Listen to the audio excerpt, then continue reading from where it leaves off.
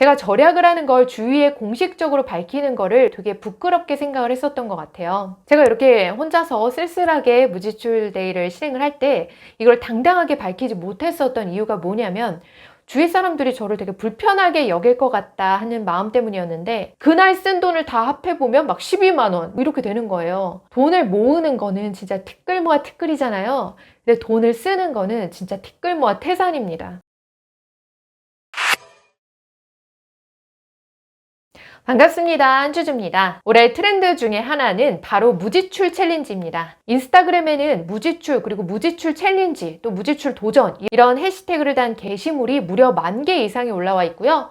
그리고 유튜브에서도 무지출 브이로그 이런 것들을 좀 쉽게 볼 수 있습니다. 저 역시도 한창 빚을 갚고 그리고 종잣돈을 막 모으던 시기에는요. 이 무지출 챌린지를 정말 적극적으로 활용했었던 적이 있었어요.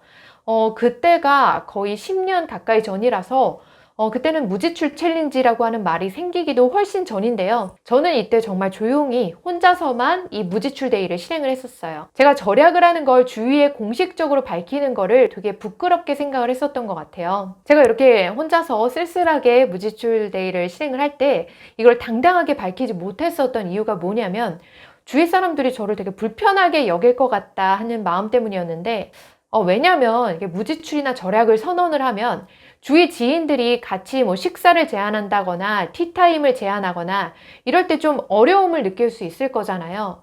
그래서 저는 되게 극도로 절약을 했었던 한 2, 3년 동안의 기간에는 제가 절약한다는 거를 철저하게 좀 숨겼습니다. 혼자서 뭐 삼시세끼 라면을 먹거나 아니면 완전히 굶을지라도 남들이랑 있을 때는 돈을 절대 아끼는 모습을 안 보였었어요.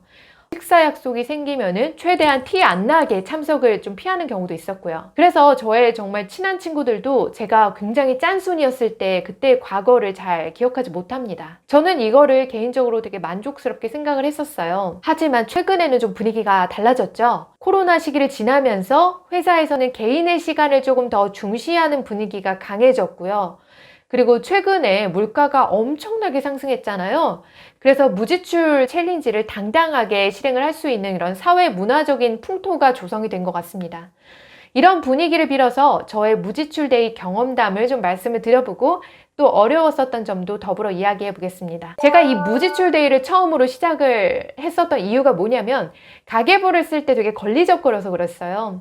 가계부를 한 번이라도 제대로 써보신 분들은 아실 텐데 내 소비의 현실을 직면하는 순간이 옵니다. 내가 빚이 정말 많은데 그리고 버는 돈도 그렇게 뭐 크지 않은데 무슨 돈을 막 상속녀처럼 쓰고 있구나 그런 생각이 딱 들 때가 있거든요. 보통 뭐 그날 카드값이 짜잘하게 뭐 5,000원에서 10,000원 그리고 8,000원, 17,000원 이렇게 찍히는데 그날 쓴 돈을 다 합해보면 막 12만 원 이렇게 되는 거예요. 돈을 모으는 거는 진짜 티끌 모아 티끌이잖아요. 근데 돈을 쓰는 거는 진짜 티끌 모아 태산입니다. 카드값이 이렇게 많이 찍히고 또 그거를 가계부에 하나하나 기록을 해야 되잖아요.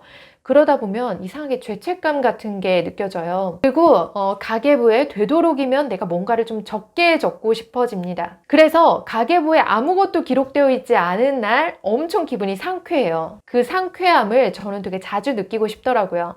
그래서 가계부를 쓰시는 분들은 아마 이제 저랑 비슷한 감정을 느껴보셨을 거고요.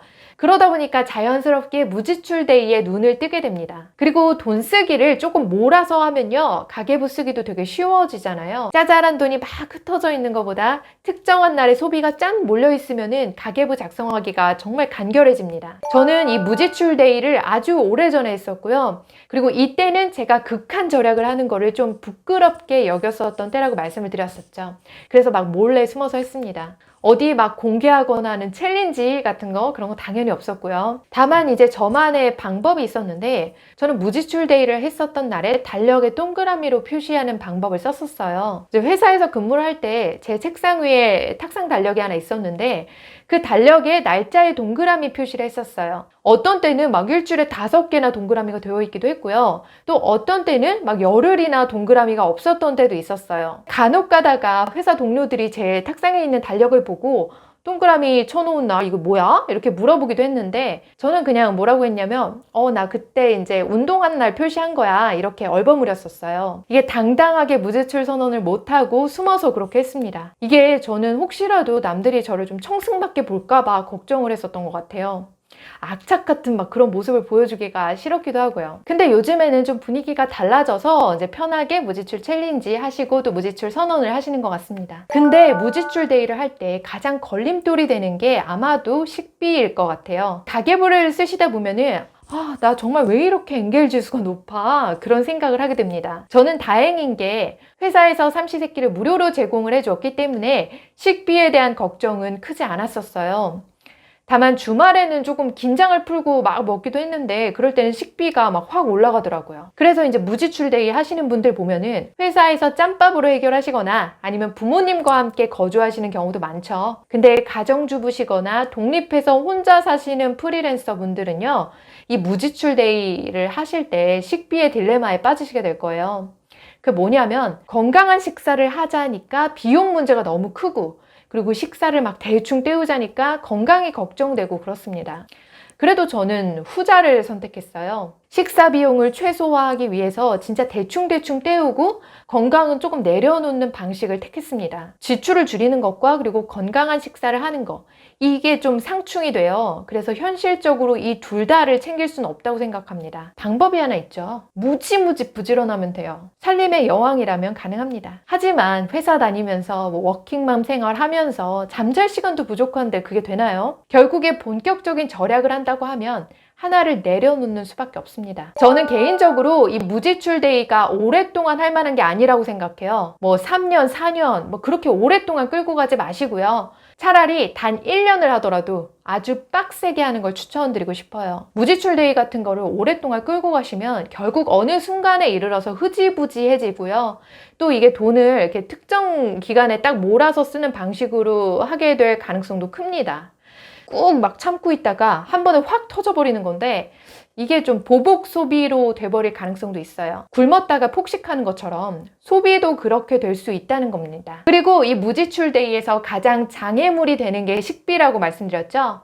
이게 절약, 극단적인 절약을 하다 보면 끼니를 거르는 일도 생기고요. 그리고 또 저렴한 음식으로 손이 가게 되기도 하는데 그러다 보면 건강에 위협받게 될 수도 있어요.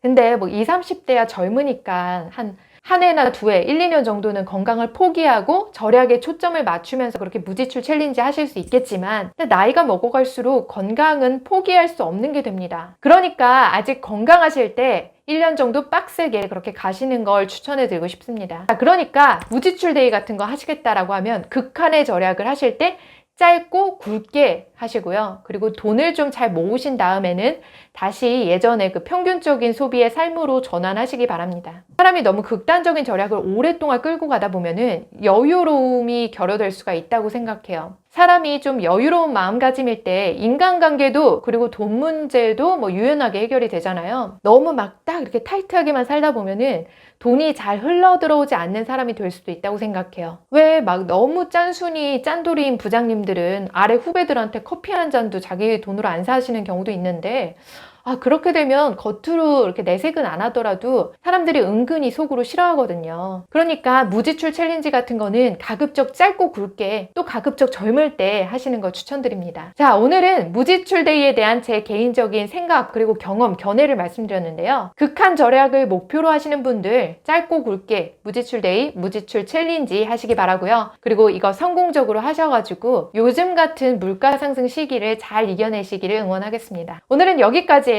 주주님들 편안한 밤 되세요.